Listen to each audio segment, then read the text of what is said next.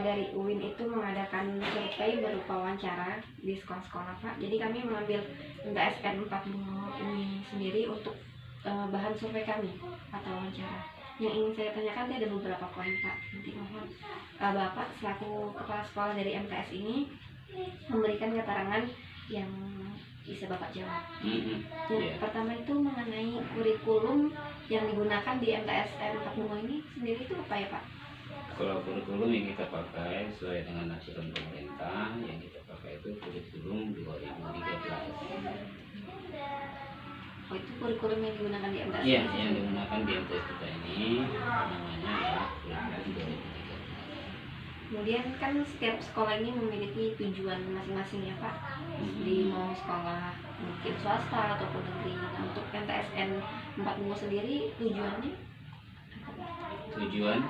Tujuan dari sekolah ini gitu. Oh, tujuannya itu sekolah ini madrasah ya. Madrasah ini adalah salah satu lembaga pendidikan yang bernaung di bawah Kementerian Agama Republik Indonesia. Madrasah ini adalah madrasah MTS ini adalah madrasah tingkat Islamiyah, tingkat menengah pertama yang berciri khaskan agama Islam.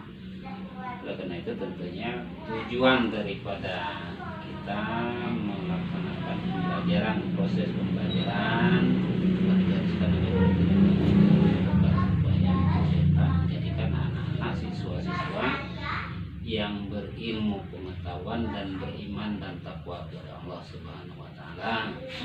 Karena kurikulum itu sendiri, mata pelajaran yang kita ajarkan di sini meliputi dari materi pendidikan yang bersifat umum, matematika, IPA, IPS dan lain sebagainya. Kemudian kita juga ditambah dengan lembaga pendidikan agama, Quran hadis, akidah, fikih, bahasa Arab dan lain sebagainya.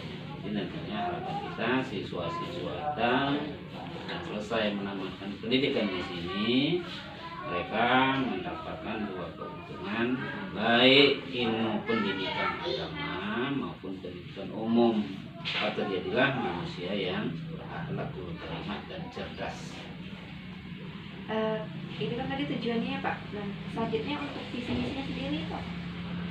Ya kalau visi misinya sendiri ya apa namanya itu kita menciptakan manusia yang berakhlak mulia dan cerdas. Ini ilmu pengetahuan, cerdas dan berakhlak mulia. Karena banyak orang cerdas tapi belum tentu berakhlak. Gitu. Itu tadi visi misinya Pak ya.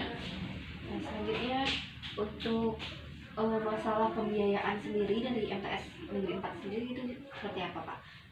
Misalnya kayak uang SPP ataupun komitenya gitu. Biasanya per sekolah itu beda-beda Pak. Oh gitu. Oh begini, kalau untuk pembiayaan kalau di MTS Negeri 4 ini kita menggunakan dana BOS, bantuan operasional sekolah yang selalu dikucurkan oleh pemerintah setiap 1 tahun sekali, diukur dengan jumlah siswa yang ada di madrasah kita ini.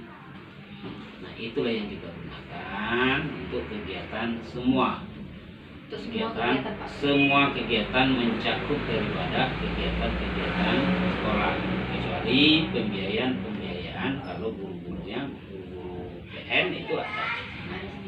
Ya, selain daripada itu kita gunakan kegiatan ekstra, kegiatan yang bersifat masyarakatan, kegiatan apa saja, gaji satpam, gaji promobati, gaji honor dan lain sebagainya. Kalau dari komite kita tidak bisa melaksanakan maksimal karena itu adalah kewenangan daripada komite. Apalagi sekarang ini dengan adanya corona ini kita tidak boleh kumpul-kumpul, maka komite boleh dikategorikan tidak bisa dengan baik. Berarti komite itu sekarang tidak terlalu beroperasional? Tidak terlalu beroperasional karena tidak boleh adakan rapat, tidak ketemuan dan sudah 2 tahun ini kita tidak ada bantuan dari komite. Jadi seluruh kegiatan yang ada menggunakan dana BOS. Menggunakan dana BOS. Tidak ada pungutan lain, tidak ada. Nah kita masih kategori wajib belajar 9 tahun. Jadi tidak boleh. Pungutan dan lain-lain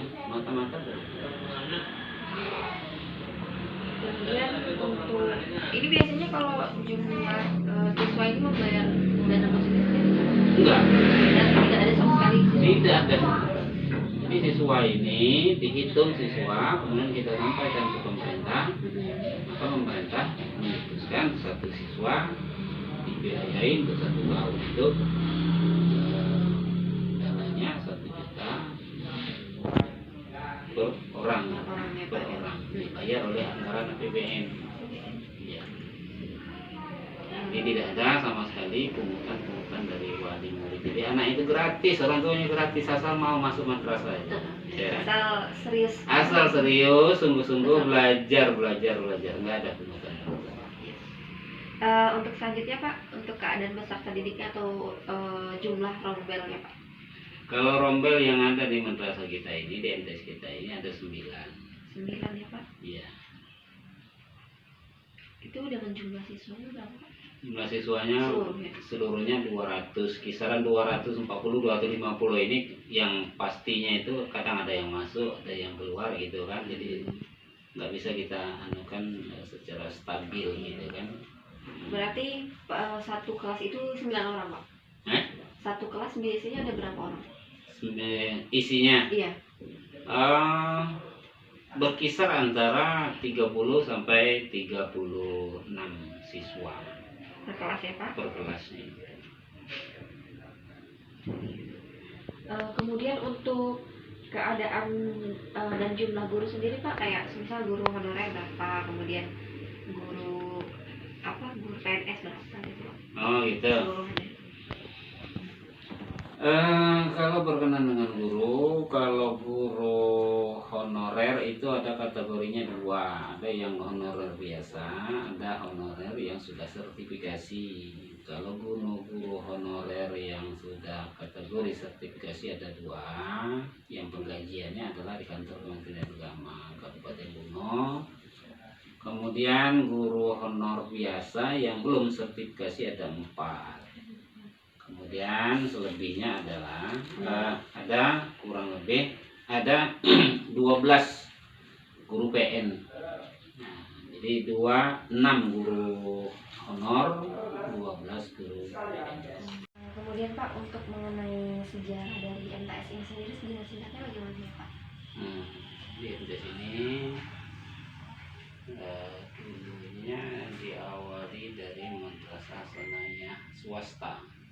Gedungnya masih menumpang dari gedung Madrasah Ibtidaiyah Negeri 2 Mumin yang ada di sana kan. Maka maka masyarakat berswadaya, bergotong royong bersama-sama untuk mencoba membangun MTS ini. Tapi dalam kategori masih swasta, gedung masih menumpang. Lama-kelamaan berkembangnya waktu, berkembangnya zaman, berkembangnya masyarakat, kemajuan, alhamdulillah madrasah sanawiyah swasta ini berkembang dengan seiring Allah dan takdir Allah. Jumlah muridnya banyak, siswanya banyak, maka diajukan untuk penelitian. Maka didirikan pada tahun 1995. Dan dibangun gedung di pemerintah tempat di desa Dayuh ini sampai hari ini. Gedung sudah kita miliki, ada 9 ruang belajar, 1 ruang guru, 1 ruang kepala bersama-sama, dan ruang IT dan musola, staff dan lain sebagainya. Untuk kepala sekolahnya itu biasanya dari dulu sampai sekarang itu ada berapa Pak? Kalau jumlah kepala sekolah dari dulu sampai sekarang, mulai dari yang swasta ya, iya Pak, itu ada kurang lebih 10 orang kepala sekolah. Ada 10 orang kepala sekolah. Termasuk dengan Bapak? Iya, termasuk saya. Mungkin sedikit ya Pak ya mengenai sejarah sekolah. selanjutnya Pak, ini mengenai perbedaan ketika ada UN dan tidak ada UN Pak. Menurut Bapak, bagaimana itu? Ada UN dan tidak ada Ada UN. Oh gitu ya. Kan sekarang tidak ada UN nih Pak. Tidak ada lagi UN. Ya, kalau perbedaannya itu apa namanya, ada lebih dan kurangnya. Dengan adanya UN yang diterapkan oleh pemerintah tahun-tahun ya 2 tahun 3 tahun yang lalu, satu sisi posisi positifnya kita anak-anak siswa-siswa itu kan bekerja dengan baik, dengan melakukan pelajaran tambahan dan lain sebagainya. Itu sisi dia anak terjejak atau terpacu dengan itu. Setelah kita tanya musibah virus ini, ya ini kita juga terhalang untuk tetap makan dan lain sebagainya, sehingga kita tidak bisa melaksanakan itu. Nah, jadi satu sisi baiknya yaitu tadi, karena dengan adanya UN anak itu dipacu untuk belajar, tapi kelemahannya juga ada. Artinya kelulusan siswa itu ditentukan oleh nilai akademik. Nah, ya kan? Kemudian kita sekarang untuk kelulusan itu, ujian tidak ada yang UN ini, tentunya ini disebabkan oleh peraturan pemerintah dikembalikan kepada gurunya di sekolah masing-masing untuk melaksanakan ujian akhir itu. Itu aja Pak. Ya, itu. Kemudian kalau misal kayak perbedaan antara pembelajaran offline dengan online sendiri, Pelajaran offline dengan online. menurut Bapak gimana? Kalau pelajaran online itu kita agak kerepotan memang. Agak kerepotan ya Pak ya? Iya, karena apa? Hal ini kan disebabkan kadang-kala kita di daerah ini sinyal yang kurang mencukupi, ya kan? Nah, jarak antara rumah dengan pemancar sinyal itu akan berjauhan, sehingga agak terhalang, sama sekali terhalang. Kemudian yang kedua penyebabnya itu juga ya, yang kalau yang online itu masyarakat dibebankan oleh dengan adanya pakai kuota dan lain sebagainya. Itu sangat memberatkan bagi kita yang ada di daerah ini. Sehingga dengan harapan kita kalau bisa ya kita sudah belajar secara offline saja di sekolah tatap muka gitu kan, maupun kita senantiasa menjaga daripada protokol kesehatan, selalu kita jaga pakai masker, pakai cuci tangan dan lain sebagainya gitu. Berarti kayak kalau semisal offline itu lebih efektif gitu. Lebih efektif iya daripada online. Kalau semisal kayak keadaan hasil belajarnya Pak dari offline siswa ketika online dan offline itu gimana Pak? Apakah grafiknya naik atau turun gitu Pak? Mengalami perubahan seperti apa? Ya, kalau yang kita terapkan beberapa bulan kemarin yang virus itu masih sangat gencar sekali, kita katakan yang online itu kan, iya Pak, hasilnya memang tidak memuaskan, tidak menjanjikan sama sekali, tidak ada efek daripada pembelajaran yang diberikan oleh gurunya. Kemudian daya serap dari siswa-siswa itu tadi karena terhalang oleh berbagai hal, maka hasilnya tidak sama sekali tidak memadai, tidak sesuai dengan harapan lah. tidak sesuai ya Pak ya? Iya, tidak sesuai. Kemudian setelah kita diberi kewenangan untuk pembelajaran offline di madrasah, alhamdulillah berangsur-angsur hasilnya memuaskan, cukup memuaskan. Berarti grafiknya lebih naik ketika offline. Iya, grafiknya lebih naik ketika offline yang sudah kita terapkan sekitar 6 bulan terakhir ini. 6 bulan terakhir. Karena di madrasah ini, MTS ini sudah 6 bulan terakhir ini memang kita sudah menerapkan pembelajaran offline di sini kan, di lingkungan masa, tapi ya itu tadi jarak kita jaga, kemudian SIP kita bagi juga SIP. Misalkan 35 per lokal rig kita masukkan SIP pertama setengahnya. Oh iya.